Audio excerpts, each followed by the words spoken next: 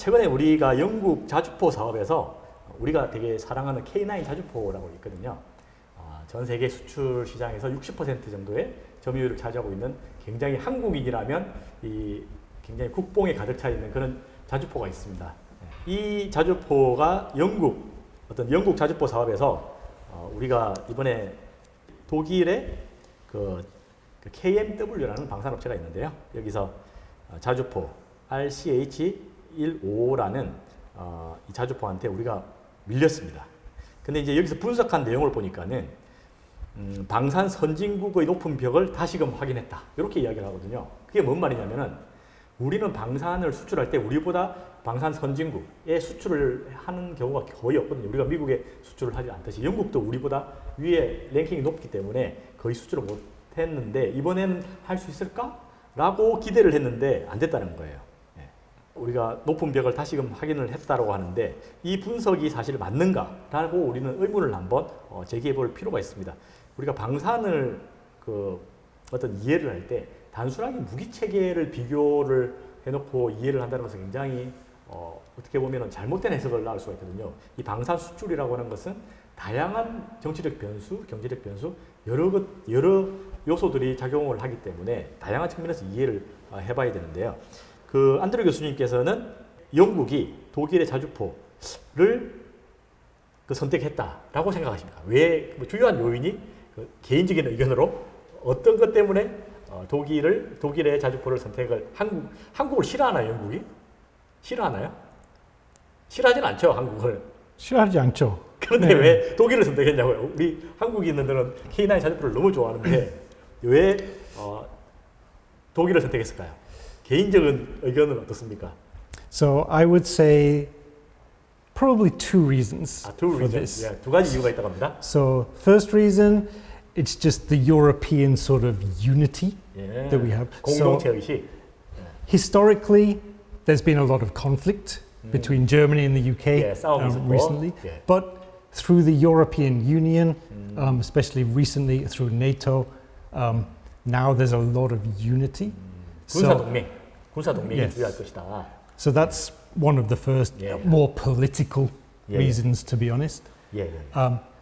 Second reason, I would say, even though South Korea's defense industry now is really starting to develop, and the K9 and other products are very good, for the past 50 years, however long, Germany has a reputation for building quality goods. So I think it's that guarantee that they're getting very good state-of-the-art equipment. 우리나라 사람들은 자주포 하면 K9이 최고거든요. Right. So I agree, also very, very good. The rest of the world maybe still doesn't quite know how good the K9 is yet. But I think very quickly they're going to realize that now Korea and Germany, they're producing pretty similar quality products. 성능은 거의 비슷해졌는데 아직까지 알려지거나 이런 어떤 레퓨테이션 이런 문제는 아직까지는 독일만큼 따라가지 못하고 있다. 이 정도 의견이신 것 같습니다. Maybe a final reason, potentially there could also be some economic agreement between the UK and Germany. Again, even though the UK has left the EU, still economically there's very strong ties between them. 경제적으로 다른 경제적으로도 이렇게 굉장히 엮여 있으니까 그것도 무시할 수 없는. 우리는 사실 한국에 비해서 어떤 첫 번째 말씀하셨던 나토 동맹 우리는 아니잖아요. 그죠? 아니고 레퓨테이션 말씀하셨다시피 독일만큼 우리가 지상무기에서 신뢰성이나 그런 걸 주었느냐 그것도 사실은 아니라고 할 수 있고 그죠? 그게 맞는 말씀인 것 같아요. EU에서의 어떤 유럽에서의 독일과 영국의 경제적인 어떤 타이 이런 타이가 한국이 영국하고의 타이보다는 훨씬 강할 것이요. 그런 세 가지 측면도 사실 맞는 말씀입니다. 그래서 이렇게 우리가 성능이 부족해서 우리가 이번에 K9 자주포가 잘 안 됐다 이렇게 이해하시면 조금 곤란할 것 같고요. 언제든지 우리가 이거는 도전할 수 있는 그런 가능성이 열려 있는 거다라고 말씀을 드릴 수 있고 영국 육군에서 발표한 그 신문 보도 자료를 보니까 2019년도에 원래 독일, 영국 이 복서라고 하는 차륜형 장갑차 프로그램을 하다가 탈퇴를 했다가 다시 이 프로그램에 재가입을 해서 영국이 623대의 복서 장갑차를 주문을 이미 했어요. 그래서 이번에 주문했던 독일 그 자주포는 RCH-155는 이 장갑차하고 서로 이게 구조적으로 이렇게 호환이 되는, 그러니까 바디를 가지고 있어서, 그래서 당연히 도입하는 영국 입장에서는 이것을 도입하는 게 당연히 옳은 거고, 새로운 무기 체계 한국에서 도입하는 것보다 훨씬 더 어떤 그 운용 측면에서 효율적이기 때문에 이것을 도입했다고 보여집니다. 그래서 안드류 교수님께서 말씀하신 그런 요소들도 있고, 어떤 이런 다른 무기 체계와의 호환성, 이런 측면에서도 충분히 납득 가능한 어떤 이번의 결정이었다, 이렇게 보여지고요. 그리고 이 유럽이라고 하는 그 국가의 특성이 우리나라랑은 조금 다르다고 볼 수가 있습니다. 우리나라 같은 경우에는 이 자주포도 후방에서 이제 전투 지원이라고 해서 어떤 그 좀 비교적 안전한 지역에서 이렇게 화력 지원을 하는 거지만, 근데 우리나라는 근데 산악지대가 많다 보니까 적의 어떤 게릴라 작전에서 굉장히 취약할 수가 있거든요. 근데 유럽의 지형은 이게 유럽 대평원이라서 사실 거의 평지에 가깝습니다. 유럽에 가보시면 아시겠지만 거의 지평선이 보일 정도로 이렇게 넓은 계할지이기 때문에 이렇게 바퀴형이 훨씬 더 이쪽 서유럽 쪽에서는 인기가 있고, 그래서 뭐 프랑스의 세자르, 뭐 이스라엘 아트모스, 스웨덴의 아처, 이런 모델들이 인기가 있고요. 이번에 2024년도 퓨처 아틀리리라고 해서 이렇게 포병 화력 체계 컨퍼런스가 있었거든요. 거기에서 독일의 KNDS라고 하는 기업이 발표했던 자료를 보면 차륜형 자주포가 파괴율이 현저하게 떨어져요. 한 자리로 떨어질 정도로 굉장히 낮은 파괴율을 보이고, 나머지 궤도형 자주포 이런 것들은 굉장히 파괴율이 높습니다. 그래서 빨리 쏘고 빨리 도망가는 이런 형태, 기동성이라고 하죠. 기동성이 우수한 장비의 인기도가 굉장히 높이 올라가고 있는 거구나. 이 데이터에서도 명백하게 보여줍니다. 그래서 우리는 사실 이런 차륜형 자주포를 가지고 있지는 않지만, 그래서 이번에 떨어진 거에 대해서 우리가 실력이 부족하다? 이렇게 생각할 필요는 전혀 없습니다. 예. 그 한국에서 나오는 신문 자료들을 보면은 우리가 역시 높은 벽 이렇게 나오는데 그렇게까지 좌절할 필요는 없다라고 말씀을 드리고 싶습니다. 다음으로 앤드류 교수님하고 세계 안보에 대해서 한번 말씀을 드려보도록 하겠습니다.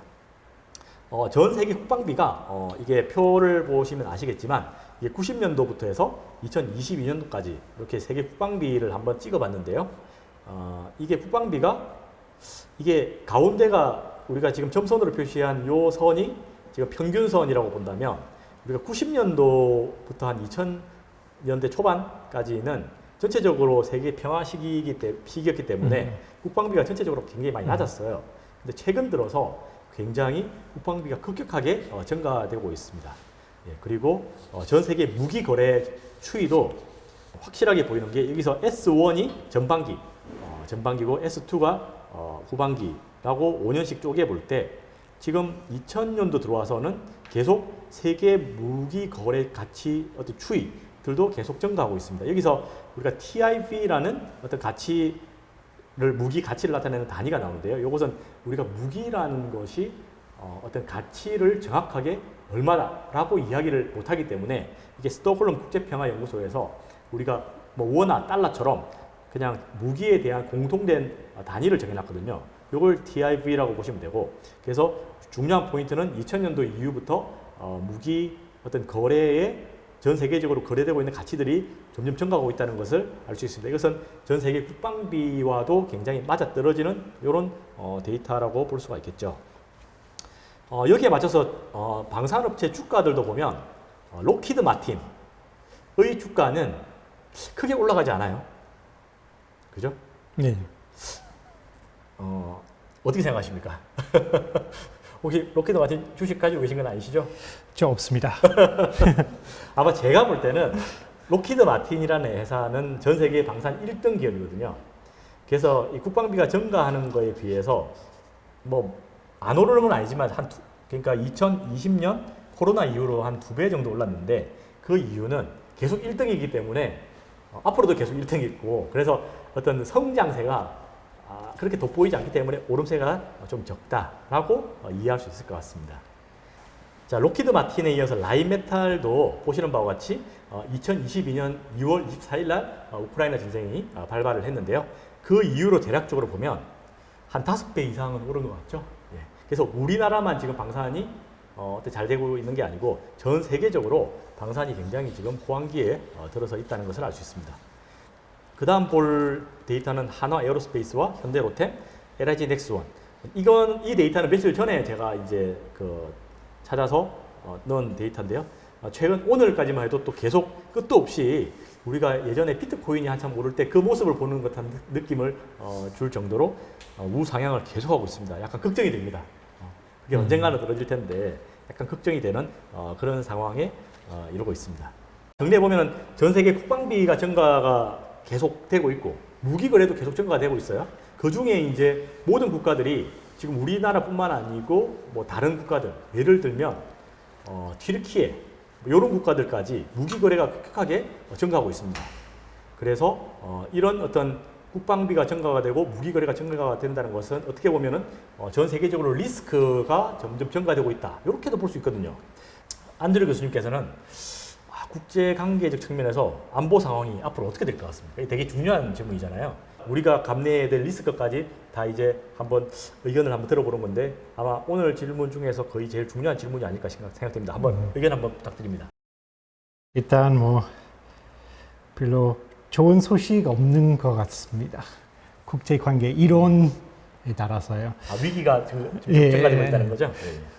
So on the whole, so like Professor said, these days there's a lot of risk.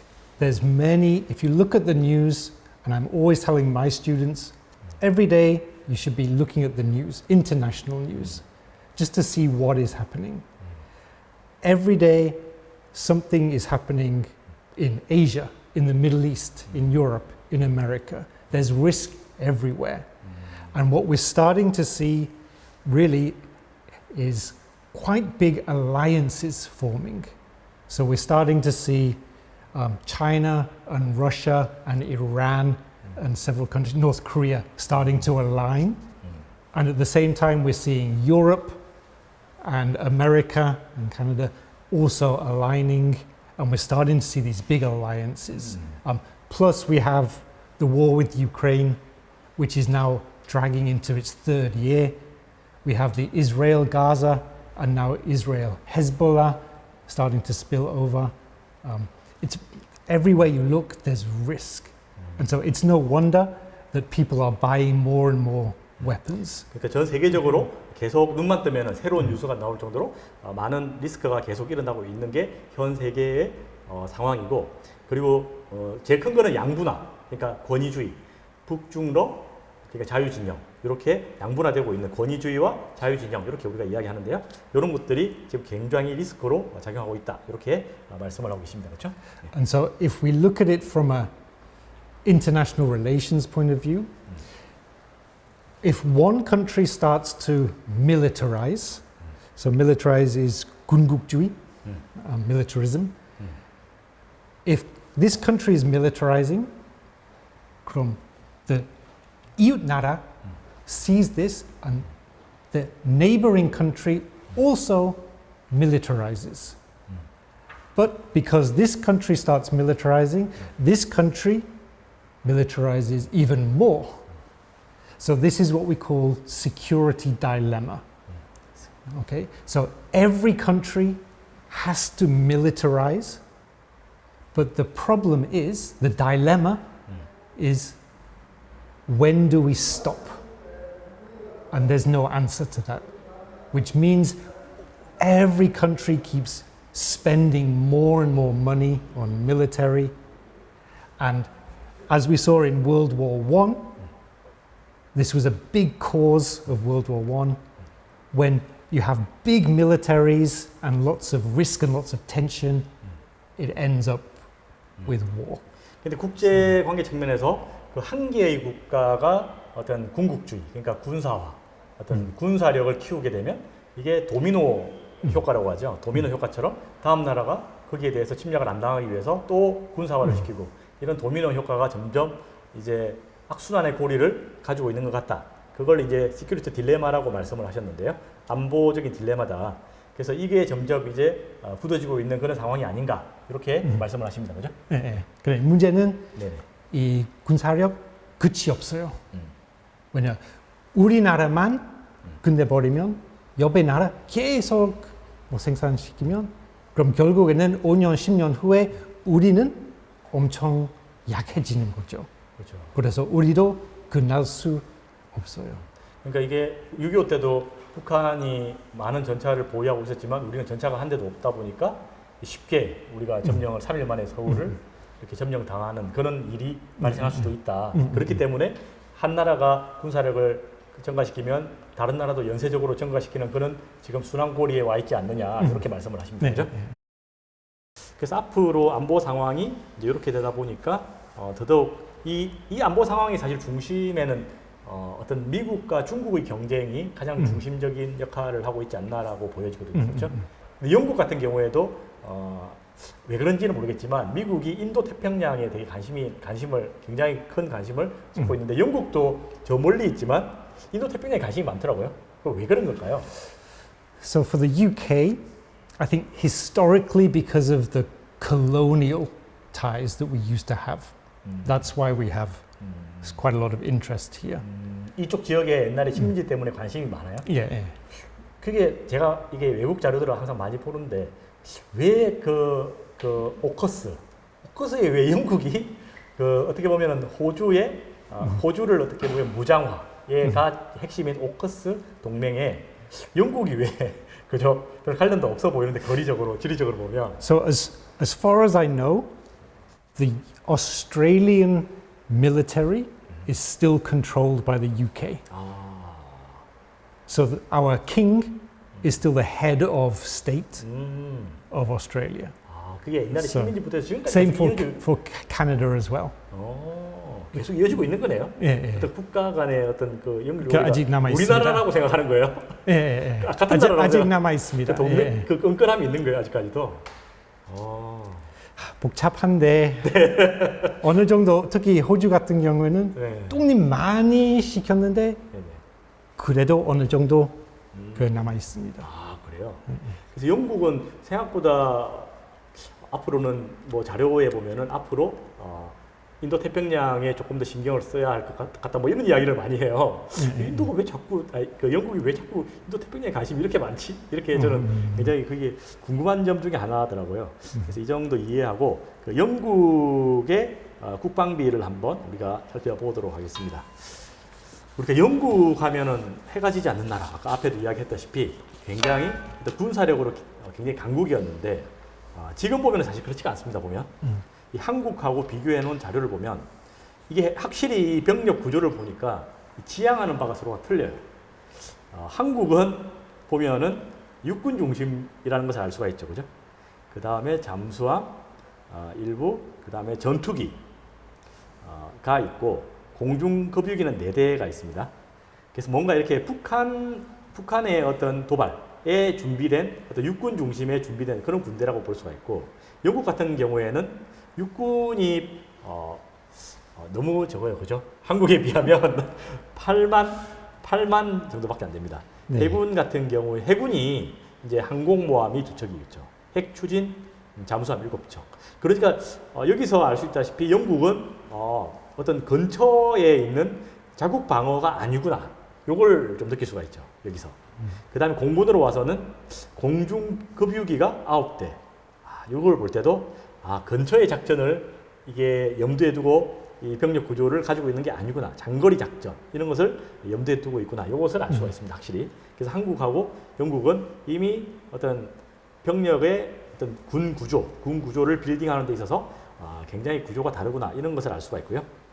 근데 영국의 국방비는 이런 어떤 세계화와는 또 받지 않게 계속 어떤 정체되어 있는 모습을 보이고 있습니다. 90년 이후로는 계속 어느 정도 이제 정체되어 있고 한국군은 그에 반해서 굉장히 이제 증가해서 영국군하고 거의 비슷하게 쓸 정도로 많은 국방비를 쓰고 있습니다. 그럼에도 불구하고 한국군의 많은 비용은 대부분 병력 인건비 이런 것들이 많이 들어가기 때문에 아마 이런 장비 위주의 영국군하고는 군 구조 자체가 다르기 때문에 이게 아마 투자하는 성향은 굉장히 다를 거라고 보여지고요. 그럼에도 불구하고 영국은 굉장히 정체되어 있다라는 것을 알 수가 있고 이건 아마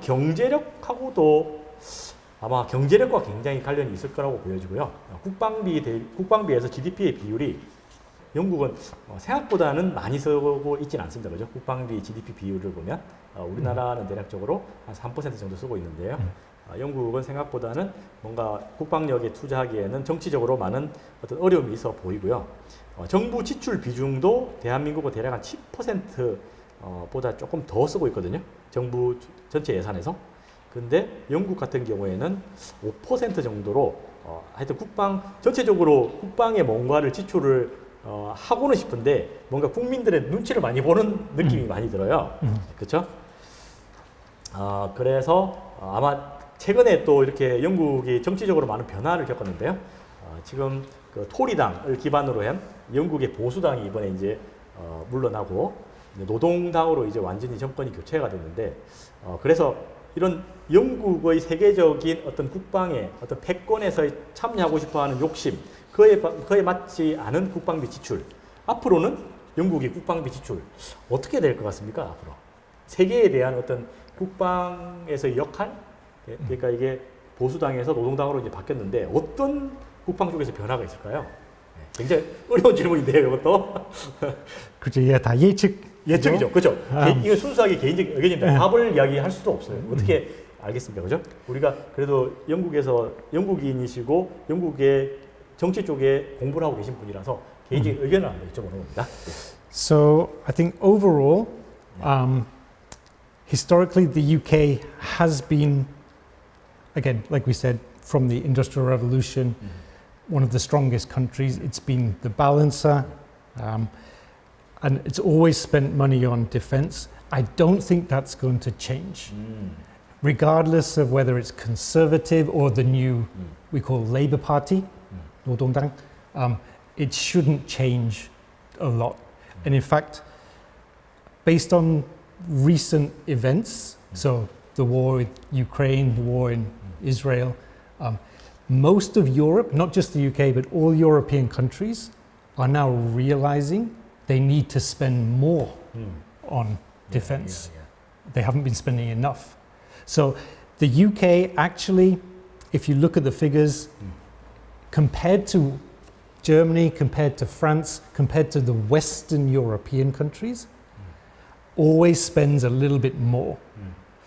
What we'll see also now is the Eastern European countries, however, are spending even more. 더 동유럽 쪽은 더 지금 Right. 생각하고 있죠. 예. Because the Eastern European countries, now that they're part of the EU, they want to maintain their security. They don't want to be threatened by Russia anymore. So they're spending even more money. But for Western Europe, the UK still is the biggest spender of defense. 그래서 정리를 해보면, 그러니까 동유럽 쪽은 지금 굉장히 증가시키고 있는 측면이고 서유럽은 그에 비해서 그다지 증가시키지 않고는 있지만 그래도 최근에 과거 한 5년과 비교해서는 지금 데이터를 볼 때 굉장히 그 GDP에서 2% 이상으로 증가시킨 나라가 10개국이 넘을 정도로 지금 많은 국가들이 참여를 하고 있고, 그런데 이제 영국 같은 경우에는 보수당에서 노동당으로 바뀌었지만 크게 변하지 않을 것이다. 국방 정책에 대해서는 뭐 과거의 영광도 있고 하니까는 크게 그 어떤 국방 정책이 완전히 뒤바뀌거나 그러지는 않고 어떤 과거의 영광에 걸맞는 어떤 그 정도의 국방비를 지출할 것이다. 이렇게 말씀을 하시는 거죠. 그 보수당 원래 2030년까지 2.5% 네네. 2.5%. 예, 나토로 네네. 지금은 2.3% 네네. 내고 있고요. 그래서 지금보다는 조금 더 증가시키려고 했었는데. 근데 노동당 아마 네네. 그대로 네네. 아마 할 거예요. 아마 그 정도로 변함없이. 국방 쪽에서는 변함없이 대외적으로는 예, 예, 예. 할 것이다. 네. 그런데 아마 노동당은 이제 정책이 아무래도 사회복지라든가 이런 걸 좀 더 강화할 뭐 그런 방향으로 가겠죠. 예. 그렇군요. 다른 유럽에 비해서 우리가 장사하는 사람이 많나요? 왜 이렇게 경제가 왜 이리 어려운 걸까요? 그 이유가 근본적인 이유가 뭘까요? 사실 이유가 여러 가지 있죠. 또 여러 가지 있어요. So, 예. 그 나토의 중심에는 사실 그 미국이 있는 거잖아요. 예. 형인가요?